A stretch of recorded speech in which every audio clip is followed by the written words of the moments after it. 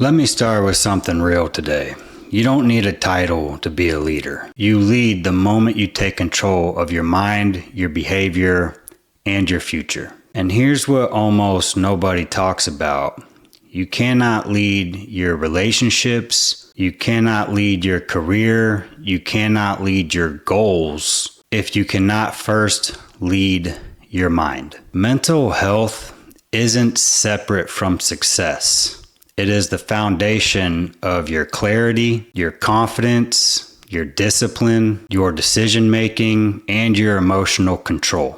And most people struggle with this silently, and most workplaces ignore it. And a lot of people pretend that they're fine even when they're falling apart on the inside.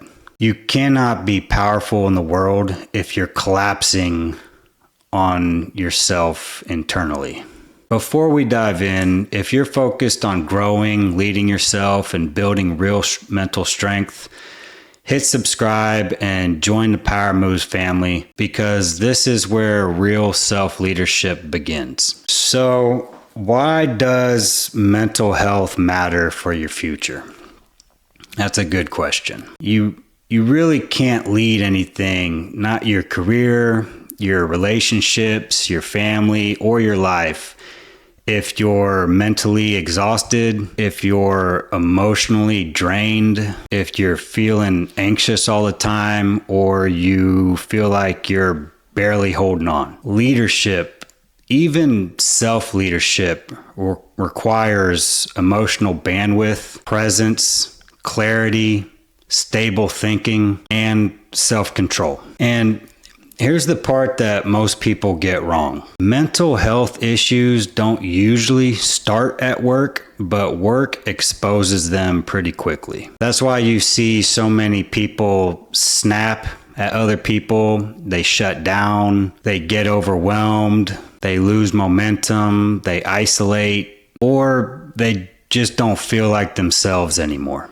It's not weakness, it's overload. Most people, even the confident ones, have some sort of invisible weight that they're carrying. It could be financial stress, anxiety, depression, relationship stress, grief, burnout, addiction in the family, trauma, loneliness, or just the pressure of pretending to be okay. People aren't weak.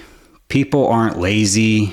People aren't unmotivated. People are overwhelmed. And here's the power move. You cannot lead yourself or anyone else if you don't understand the invisible battles that people fight. Real leadership begins with awareness, not authority. One of the strongest things that you could ever say is, "I'm not okay, but I'm not quitting either." That isn't weakness, that's self-awareness. People who hide from themselves eventually break, but people who face themselves, they build resilience. Self-awareness is the foundation of emotional intelligence, mental toughness, strong decision-making, and real leadership. If this is hitting, drop the word strong in the comments and let me know that you're here and you're doing the work. So I think mental health really hits everybody at a certain point, and I'm no exception to that. So what I did was I created something called the Strong Mind Protocol. It's a step-by-step system for regaining stability, clarity, and control. I'm not a doctor by any means, but this worked for me when I was going through a tough time, because this part is personal to me. This topic is a little personal to me. My younger brother struggled with mental health for years, and it eventually took him. So none of this is theory. I feel like this could actually help. And this is what I wish more people had access to earlier. So I'm just going to jump right into the protocol here. Step 1 is name the pressure. Your brain cannot fight a ghost.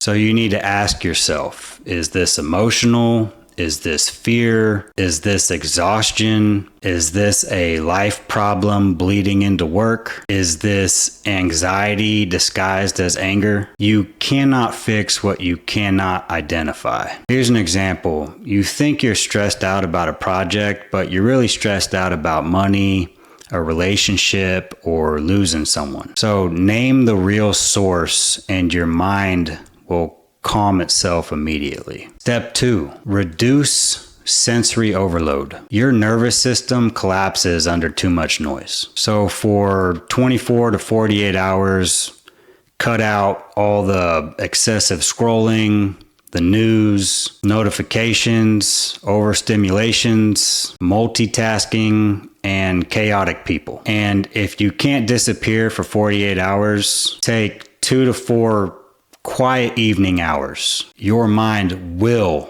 reset faster. Step 3, one daily anchor. When life starts to feel chaotic, do not try to fix everything. Pick one anchor, a walk, a workout, a prayer, journaling, sitting outside, stretching, or even music. Here's the rule.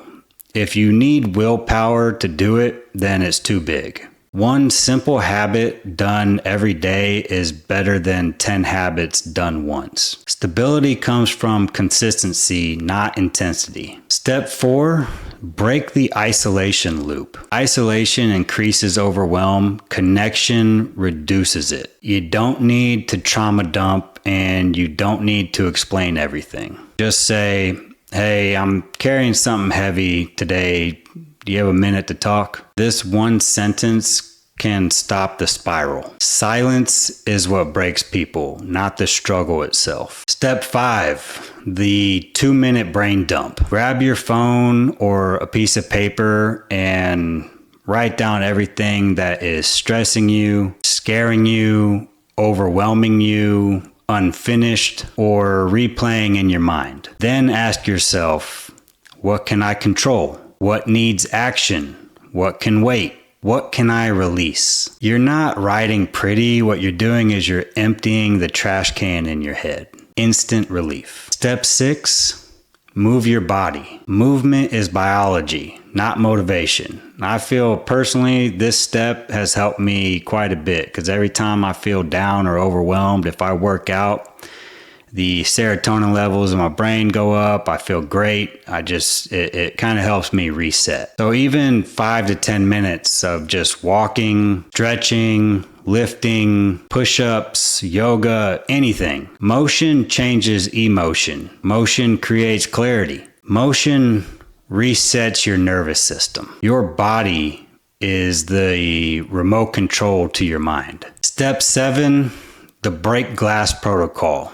These are for emergency days. On your hardest days, when your brain lies to you, follow this exact checklist. No social media, 30-minute walk, drink water, eat real food, text somebody, do one simple task, and go to bed early. This can prevent a mental spiral from turning into a breakdown. Step 8 is get professional support when needed. Strength is knowing when you need help. If you've had more bad days than good days for a while now, that's not weakness. That's your mind asking for backup. Therapy, counseling, coaching, medication, these aren't a last resort. They're part of the strong mind strategy. If my brother would have had some consistent care earlier on in that process, maybe his story would have been different. Struggle doesn't disqualify you. Struggle builds you. People who have survived heavy things lead with empathy. They communicate more clearly. They respect boundaries. They understand pressure. They build resilience. And they develop emotional intelligence that you cannot fake. Your pain becomes your advantage if you choose to use it. If you're carrying something heavy right now, I want you to hear me. You're not weak. You're not broken. You're not behind. You are a human being that is fighting battles that nobody else sees. Mental strength isn't about being positive. It's about showing up even when you don't feel like it. One step, one rep, one day at a time. Whatever you're facing, you are stronger than you think. And if this video has helped you, I want you to do something for me. Hit subscribe and join the Power Moves family, because we grow through what we go through.